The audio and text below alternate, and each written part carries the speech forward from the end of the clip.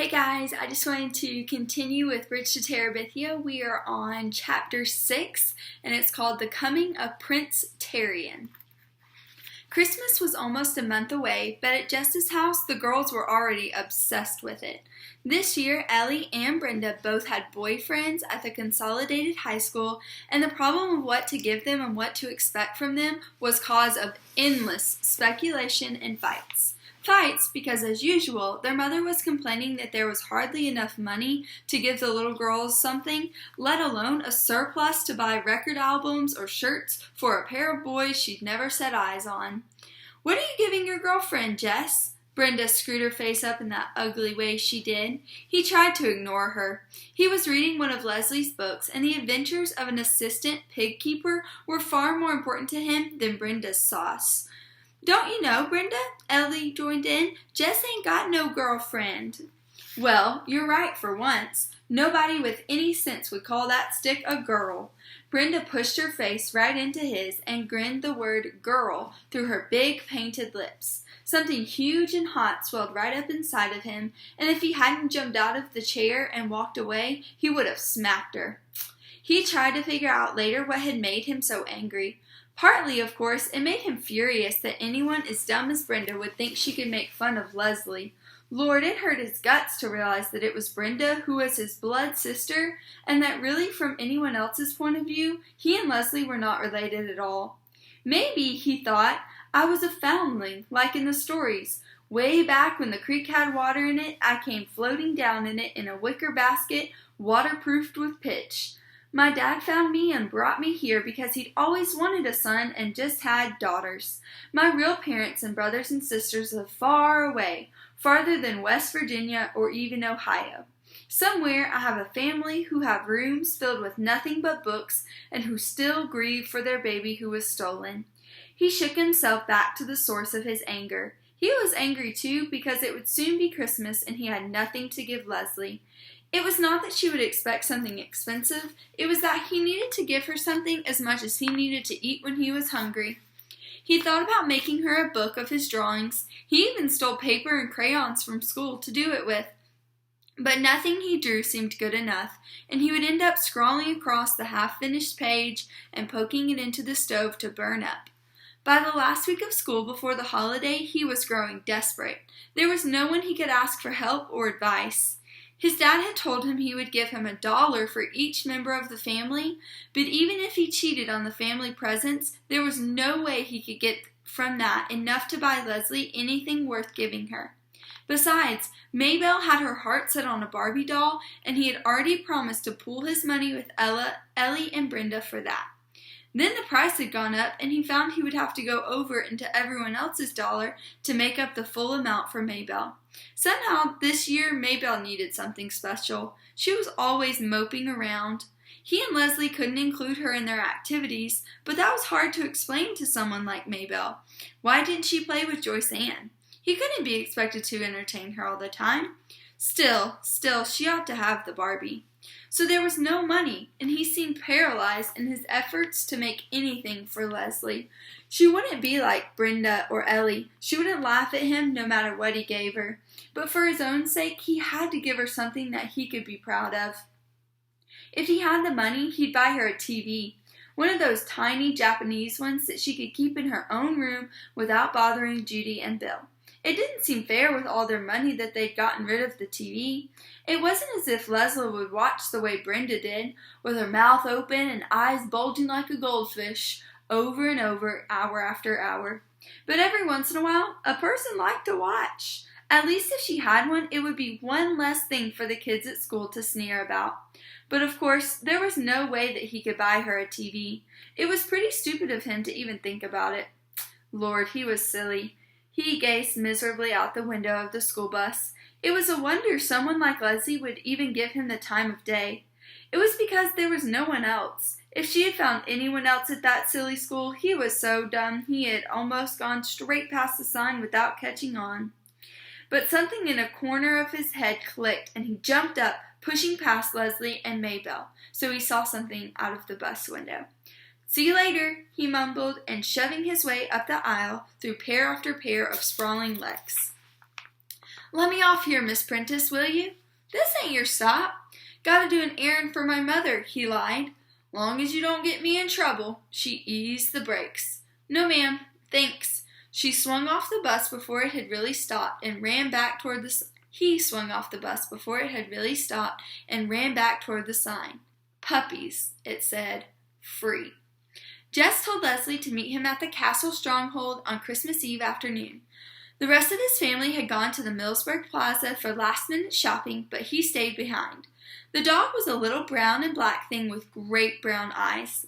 Jess stole a ribbon from Brenda's drawer and hurried across the field and down the hill with the puppy squirming in his arms. Before he got to the creek bed, it had licked his face raw and sent a stream down his jacket front, but he couldn't be mad. He tucked it tightly under his arm and swung across the creek as gently as he could. He could have walked through the gully. It would have been easier, but he couldn't escape the feeling that one must enter Terabithia only by the prescribed entrance. He couldn't let the puppy break the rules. It might mean bad luck for both of them. At the stronghold, he tied the ribbon around the puppy's neck, laughing as it backed out of the loop and chewed at the ends of the ribbon. It was clever, lively little thing, a present Jess could be proud of.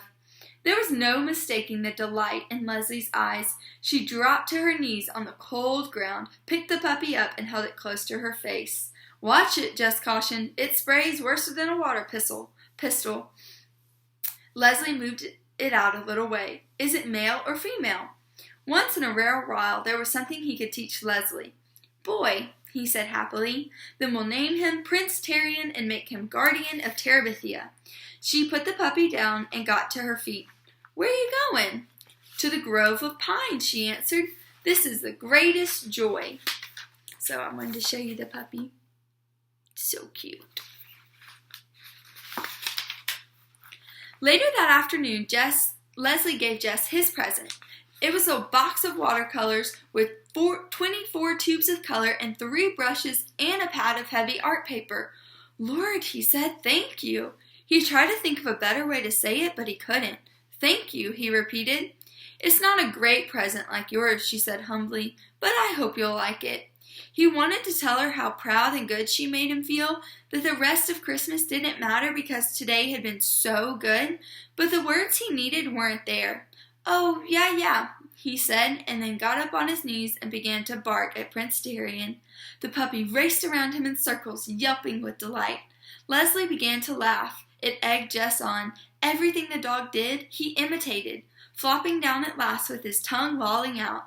Leslie was laughing so hard she had trouble getting the words out. You're crazy. How will we teach him to be a noble guardian? You're turning him into a cloud." "Roof!" wailed Prince Terrian, rolling his eyes skyward. Jess and Leslie both collapsed. They were in pain from their laughter. "Maybe," said Leslie at last, "we better make him court jester." "What about his name?" "Oh, we'll let him keep his name. Even a prince," this in her most Terabithian voice, "even a prince may be a fool." That night the glow of the afternoon stayed with him.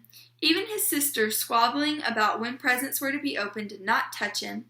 He helped Maybelle wrap her wretched little gifts and even sang "Santa Claus is Coming to Town" with her and Joyce Ann. Then Joyce Ann cried because they had no fireplace and Santa wouldn't be able to find the way, and suddenly he felt sorry for her going to the Millsburg Plaza and seeing all those things and hoping that Santa would bring them to her. Maybelle at 6 was already too wise. She was just hoping for that silly Barbie. He was glad he'd splurged on it. Joyce Ann wouldn't care that he only had a hair clip for her. He put his arm awkwardly around Joyce Ann. "Come on, Joyce Ann. Don't cry. Old Santa knows the way. He don't need a chimney, does he, Maybelle?" Maybelle was watching him with her big eyes. "Nah, Joyce Ann. He knows the way. He knows everything." She squinched her up her right cheek in a vain effort to return his wink. She was a good kid. He really liked old Maybelle. The next morning he helped her dress and undress her Barbie at least 30 times, slithering the skinny dress over the doll's head and arms and snapping the tiny fasteners was more than her chubby 6-year-old fingers could manage. He had received a racing car set, which he tried to run to please his father. It wasn't one of these big sets that they advertised on TV. But it was electric, and he knew his dad had put more money into it than he should have. But the silly cars kept falling off the curbs until his father was cursing at them with impatience. Jess wanted it to be okay. He wanted so much for his dad to be proud of his present, the way Jess had been proud of the puppy. "It's really great, really. It just ain't got the hang of it. I just ain't got the hang of it yet." His face was red, and he kept shoving his hair back out of his eyes, and he leaned over the plastic figure-8 trap.